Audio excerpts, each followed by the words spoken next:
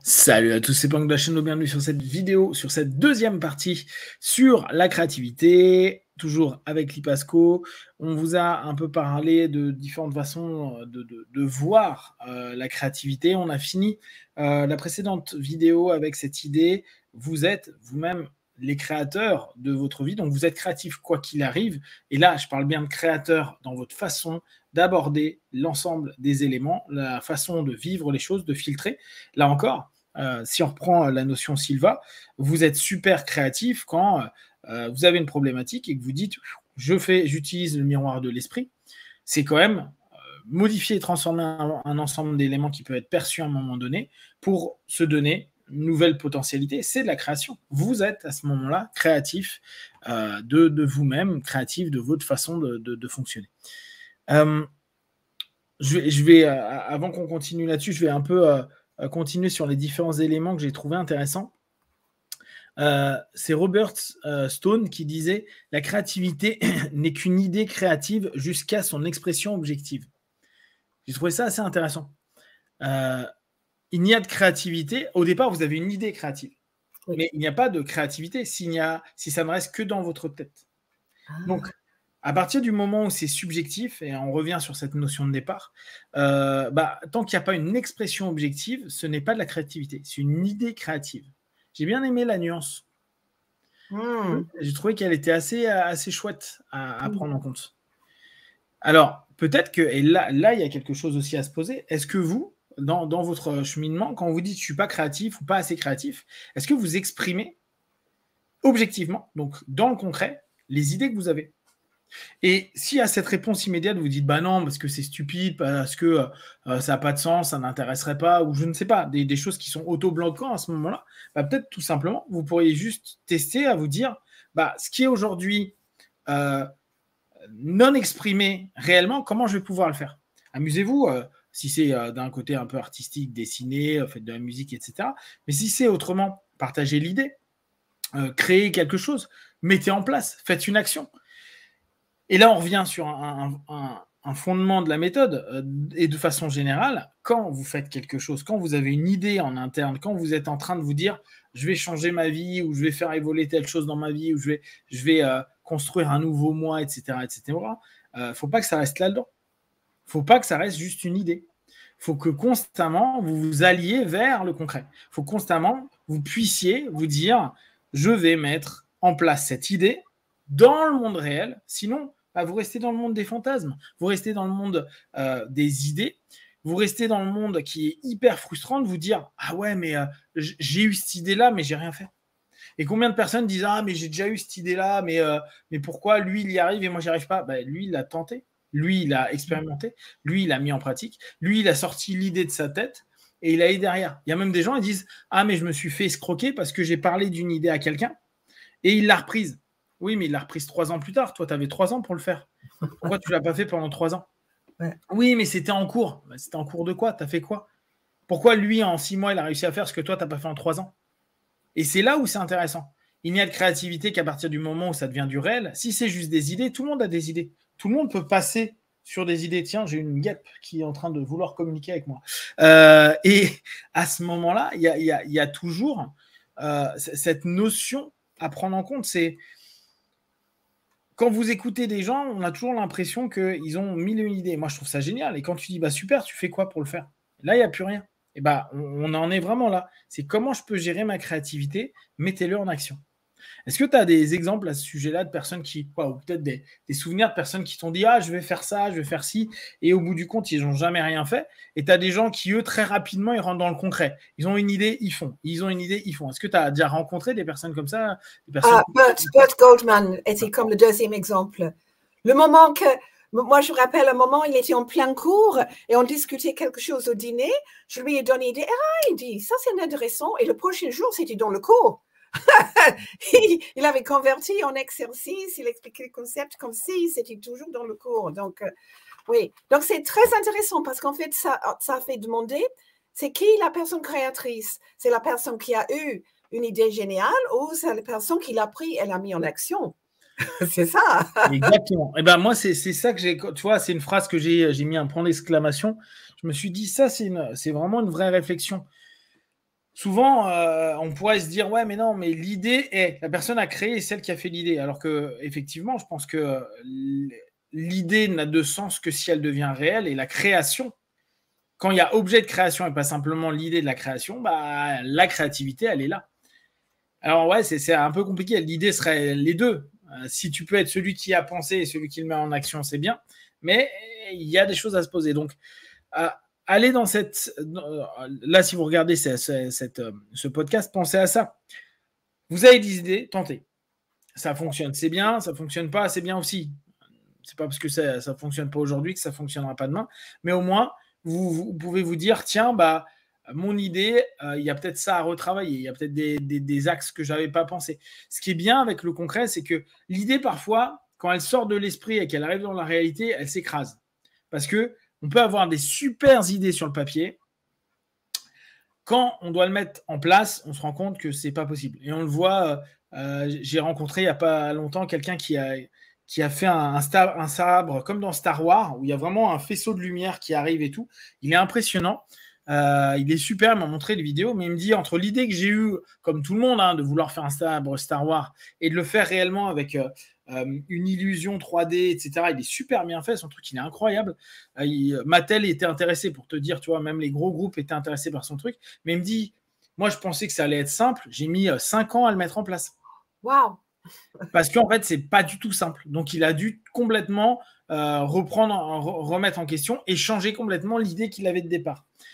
Son idée, bah, inventer un sabre laser, c'est pas un truc très créatif, mais le faire de la manière dont il le fait pour qu'il y ait vraiment une sensation 3 dimensions, etc., et vraiment le laser en tant que tel, et pas un truc en plastique, bah, il fallait être créatif. Et justement, c'est cette notion-là qui a été intéressante. C'est cette notion de voir que, à force de travail, sa créativité a ouvert un paquet d'éléments et de possibilités. Et lui, il a dû tester pour voir ce qui est possible ou pas. Sinon, ça restait juste comme nous. Ah, j'aimerais bien avoir un sabre laser comme dans Star Wars. Ouais, mais c'est pas ça qui va nous permettre d'avancer. Donc, pensez bien à ça, mettez en pratique, osez mettre en pratique. Et puis, si votre idée créatrice ne donne pas de petit, c'est pas grave, passez à autre chose. Vous en aurez d'autres. Hein. De toute façon, vous en aurez toujours d'autres. Alors. J'ai pensé aussi à Edison, la fameuse histoire de comment il a eu l'idée pour l'ampoule électrique, mais il a dû faire des centaines et des centaines d'expériences pour pouvoir finalement le créer. Exactement. Physiquement. Exactement. Mais c'est ça, c'est là où il y a aussi à admettre que c'est pas parce que vous avez des idées créatives que pour autant vous allez être des créateurs de quelque chose. Mettez en pratique. Voyez, observez. Là, on est vraiment dans la culture Silva, on est vraiment dans la culture ne faites pas des trucs qui servent à rien. Ne pensez pas à des trucs qui, au bout du compte, ne fera rien d'autre que vous frustrer. Combien de personnes disent « Ah, mais j'aimerais ceci ou je vais créer cela, etc. etc. » Et au bout du compte, ils ne font rien. Et des années plus tard, on les sent agacés, frustrés, énervés parce qu'ils n'ont pas atteint leurs objectifs. Mais au moins, si vous n'atteignez pas vos objectifs, mais que vous avez fait des efforts pour l'avoir, que vous êtes programmé, que vous avez bossé en alpha, que vous avez mis dans le concret, que vous êtes allé rencontrer des gens et tout, et que ça a foiré. Bon, ça a foiré. Mais au moins, vous pouvez vous dire « J'ai appris des choses. » Si par contre, ça reste que dans votre tête et que dans votre tête ça devient de plus en plus complexe, énorme, etc. et que ça ne vient pas dans le concret, ça sert à rien. C'est comme les cas. Les cas, on ne les fait que parce que ça va être utile à quelqu'un, pas simplement parce que c'est comme ça et ça sert à rien. Restez toujours dans du concret. En tout cas, c'est l'état d'esprit de la méthode et c'est justement pour éviter de partir en vrille, partir dans l'illusion de super pouvoir, l'illusion de possibilités infinies que tu n'auras jamais concrètement mis en place. Mets les choses en place et comme ça, tu valides, ça j'y arrive ou ça j'y suis parvenu, etc. Et ça donnera, quoi d'autre, des points de référence qui nous permettront d'aller encore plus loin les fois qui suivent. C'est pour ça qu'on peut continuellement avancer, progresser, parce que justement, on a des points de référence qui nous disent j'y suis arrivé là, j'ai pu faire confiance à mon intuition, à ma créativité. Génial, je continue. Un des points que tu as abordé un peu plus tôt, c'était le travail en connexion avec les maîtres. Donc ça, c'est José qui revient beaucoup dessus. Cette notion, justement, avec les artistes, et il donnait l'exemple des peintres, avec qui il avait bossé, où il y a quelqu'un qui carrément allait parler avec le, le maître qui avait fait la toile. Et quand lui, il a fait la toile, il avait vraiment une tendance à reprendre certains coups de pinceau apparemment que prenait déjà le maître. Ça, je trouve que c'était plutôt sympa. On en a déjà un petit peu parlé, notamment dans le business. On en a déjà parlé sur d'autres aspects. N'hésitez pas à vous mettre en rapport avec la modélisation des maîtres. On revient sur ce principe de modélisation, mais des personnes que vous estimez être des créatifs. Et après, chacun a ses points de référence. Il y en a, ça va être des musiciens, il y en a, ça va être des artistes X ou Y, il y en a, ça va être des publicitaires, il y en a, ça va être des auteurs, il y en a, ça va être des scénaristes. Prenez des gens qui vous semblent, pour vous, amener quelque chose de créatif et sur lesquels vous pouvez vous poser et mettez-vous en alpha, allez dans votre labo et puis imaginez dans une salle du labo, aller en contact avec les anciens. Pour les personnes qui font de l'hypnose, c'est cette notion où on faisait en hypnose ascendante, où on disait dans quelques instants, tu vas pouvoir te connecter avec l'esprit, l'âme, la pensée de tel ou tel grand et vous amuser à voir ce que ça donne dans vos feelings, dans vos retours, dans vos remarques, etc. etc. L'important dans cette conversation subjective, dans cette rencontre subjective, dans cette rencontre donc illimitée, parce que c'est la pensée, c'est de pouvoir revenir à quelque chose de concret. Et là, j'insiste, revenez avec du concret. Revenez pas avec des super idées, il m'a encouragé, c'était super, génial, ouais, cool. Mais concrètement, si tu vas voir un maître de quelque chose et que tu reviens et que tu as juste il m'a dit que, c'est pas intéressant. L'idée est, allez-y avec une intention de revenir avec une technique concrète, une idée concrète, quelque chose que vous allez pouvoir mettre en place dans les jours ou les semaines à venir, réellement, ou dans la minute qui suit. Je me souviens de Bendler qui s'était amusé en PNL. C'était, je crois, sur la BBC, c'est une vidéo qu'il avait faite où il voulait montrer aux gens que tout le monde pouvait être des artistes, donc tout le monde pouvait être créatif. Et il les met en transe et il les fait travailler sur plein de différents éléments, des suggestions connectées justement à des personnes qui sont des référentes, etc. Et donc, c'était filmé par la télé. Et à la fin, on voit les gens, comment ils ont dessiné, pour ceux qui étaient un petit peu déjà dans la musique, comment ils ont amélioré leur qualité au niveau de la musique, etc. etc. Et tout ça sur un show d'1h30 ou 2 heures. Et il faisait faire immédiatement la peinture ou immédiatement les dessins. Et les gens ont donné des retours qui étaient plutôt sympas pour certains qui étaient complètement néophytes et qui s'estimaient pas du tout créatifs. Et c'était justement ce qu'ils voulaient montrer, qu'on pouvait, avec une transe, une orientation, des suggestions et un laisser-aller, et là, je suppose, du fun, de l'amusement et se donner le droit d'eux, ça donnait un retour qui était plutôt positif pour certains, voire très, très bon pour d'autres. Et ça, je pense que c'est intéressant pour vous quand vous vous dites, je vais travailler sur ma créativité, je vais entrer en contact avec des maîtres. N'hésitez pas à dire, ouais, voilà, mais moi, je viens de façon concrète. On peut même, pour les personnes qui connaissent un peu le boulot de Burt, aller sur les doubles quantiques, donc sur tout ce qui est quantum jumping. Le quantum jumping, c'est vraiment cette notion-là. Dans quelques instants, je vais passer un monde, une galaxie, qu'importe, et je vais me retrouver vers une version de moi qui a les connaissances, qui sait et qui peut m'aider et dans lequel je vais pouvoir me modéliser parce que c'est un moi dans l'ensemble des intrications quantiques et des décisions que j'ai pu prendre dans ma vie qui, on peut supposer, il y a un moi qui est un bon artiste, un moi qui a quelqu'un qui a un bon publicitaire, un moi qui a un bon ceci ou cela, et je vais rentrer en contact avec lui pour me dire, tiens, librement, comment, quel conseil je pourrais avoir ou qu'est-ce qui pourrait m'amener. Ça te semble cohérent, ça? Tout à fait. Et c'est encore plus puissant dans certains cas parce que ce n'est plus « Ah, je demande à quelqu'un d'autre », mais je demande à une autre version de moi-même. Ouais. Donc, c'est beaucoup plus compréhensible que je suis capable de le faire parce que je l'ai déjà fait dans une autre dimension. Je trouve que c'est une technique extraordinaire, ça. Ouais.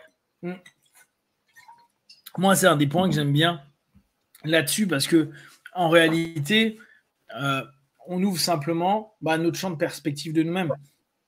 Si on explique en pré-talk là je parle pour les hypnotiseurs, à cette notion de dire, bah, potentiellement, à chaque fois que tu as dit oui, à un moment, il y a une partie de toi qui aurait pu dire non. Et si tu avais suivi le non à ce moment-là, bah, ça aurait changé des choses dans la vie. Et si on prend ça à chaque moment, tu avais une décision, un choix et un moment où tu allais avancer quelque part, tu aurais une vie complètement différente, automatiquement. Et se dire, bah, je joue avec cette perspective d'un moi qui a pris d'autres décisions, mais donc qui est arrivé ailleurs, et ben automatiquement, ça nous donne un nous avec un circuit cognitif, un circuit d'expérience, un circuit de référence qui est différent, et se connecter avec cette hypothèse d'un nous. Alors après, on peut dire qu'il est vrai ou pas, qu'importe, mais cet autre nous dans une réalité parallèle, bah, je trouve ça d'autant plus amusant et intéressant, parce qu'on est juste en train d'aller chercher un potentiel en nous qu'on n'a pas exploité nécessairement, parce qu'on a pris d'autres décisions, mais qui, pour autant, aurait pu être exploité si on l'avait peut-être, on avait pris d'autres décisions, qu'on avait rencontré d'autres personnes et qu'on était rentré dedans pleinement.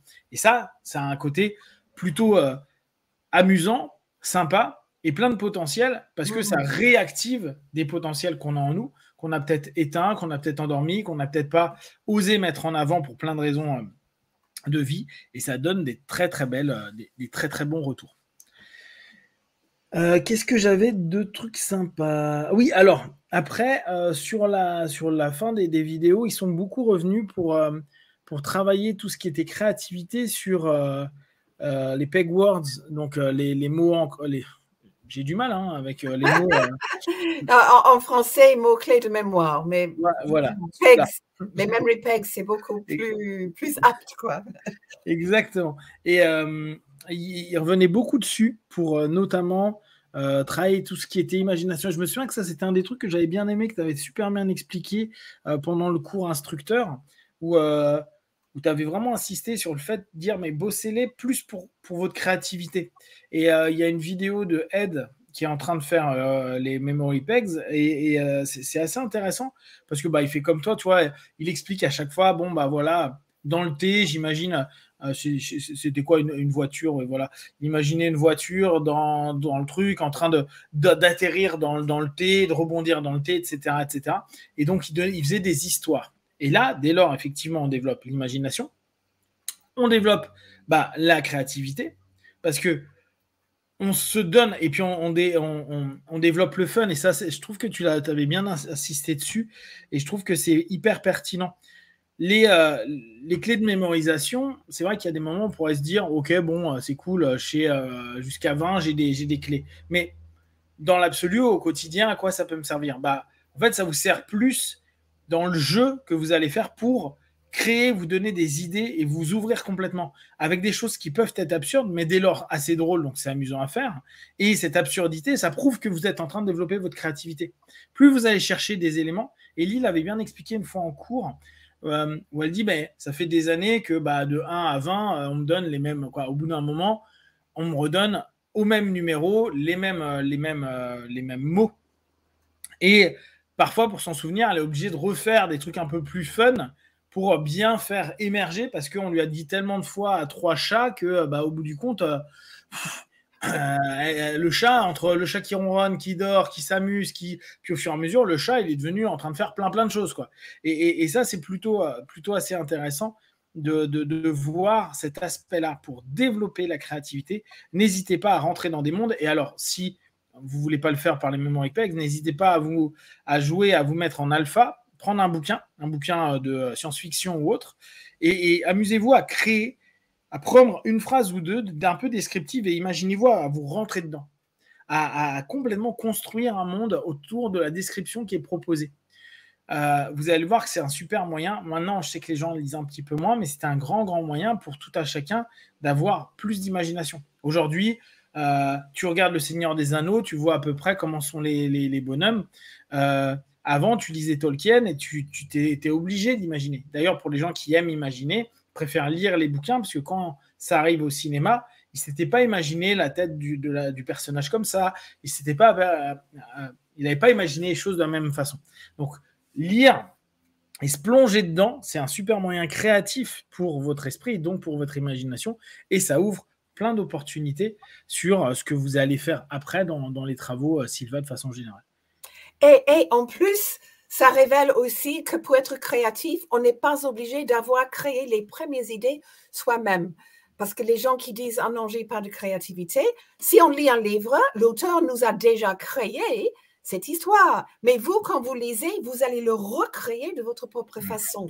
Et c'est ça. Aussi, les mots-clés, en fait. Qu'est-ce qu'on fait avec les mots-clés? On prend deux objets qui sont déjà connus, mais on les combine d'une nouvelle façon.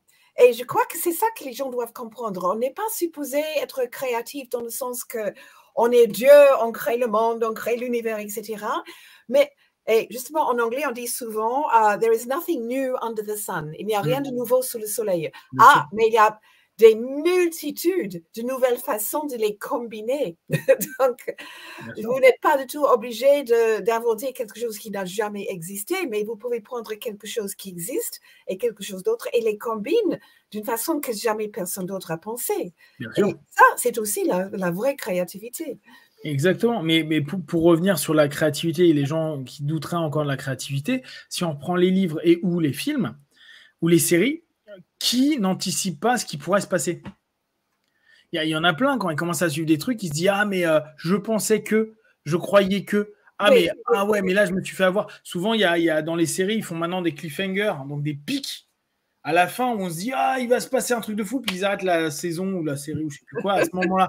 Et toi, tu es en train de te créer les teasers aussi, tout ce qui est le moment de se projeter dans juste une petite partie qui est là en train de te nourrir, en train de dire « Ah ouais, non mais ça a l'air trop bien, il nous a montré ça, ça, ça, donc ça veut dire que… » Et là, les gens, ils commencent à créer. Et c'est là où tout le monde crée. Parce que tu montes un teaser d'un film ou d'une série que les gens aiment bien, tu dis « à ton avis, il va se passer quoi ?» Et là, les gars, ils te font une thèse sur la saison à venir. Alors qu'ils n'ont aucune idée. Et les gens vont dire « je ne suis pas créatif ». Donc effectivement, on n'a pas besoin d'être le déclencheur initial d'une idée. Et c'est pour ça la beauté des échanges qu'on peut avoir avec les gens. Quand vous êtes avec des gens et que vous parlez d'un sujet, ça va vous permettre de percuter, de vous dire « Ah, mais ça me donne une idée ». Cette idée, ça va être votre aspect créatif. Et c'est ça qui va vous permettre d'avancer. Donc quand vous vous dites « j'ai plus d'idées, je ne suis pas créatif », parlez avec des gens. Parlez de votre projet ou parlez d'une partie de votre projet. Parce que je sais qu'il y a certains qui n'aiment pas parler des projets, mais… parler d'une partie pour juste que l'échange puisse nourrir quelque chose et au travers de ça, vous allez pouvoir plus facilement laisser votre créativité et vous entendre dire « Ah mais attends, mais je dis des choses qui peuvent être vraiment intéressantes à prendre en compte. » Et ça, c'est vraiment utile. Un dernier point, d'ailleurs on est pile poil dans les temps, un dernier point c'est le rêve. José utilise beaucoup la technique des rêves pour la créativité. Oui. Et j'ai trouvé ça… Alors, tu vois, il y a un élément que je n'avais pas entendu jusqu'à présent, où je n'avais pas fait attention.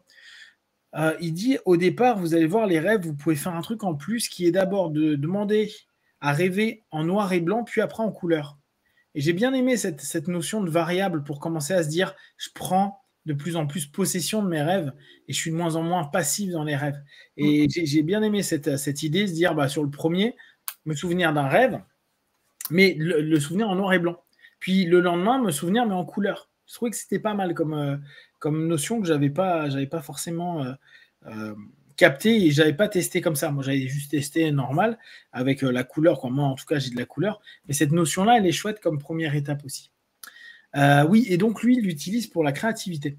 Il l'utilise pour déjà laisser la nuit la créativité s'exprimer. Et vu que on va s'en souvenir, c'est déjà te rendre compte que tu es super créatif quand tu dors. Et là, tout le monde, hein. Tout le monde.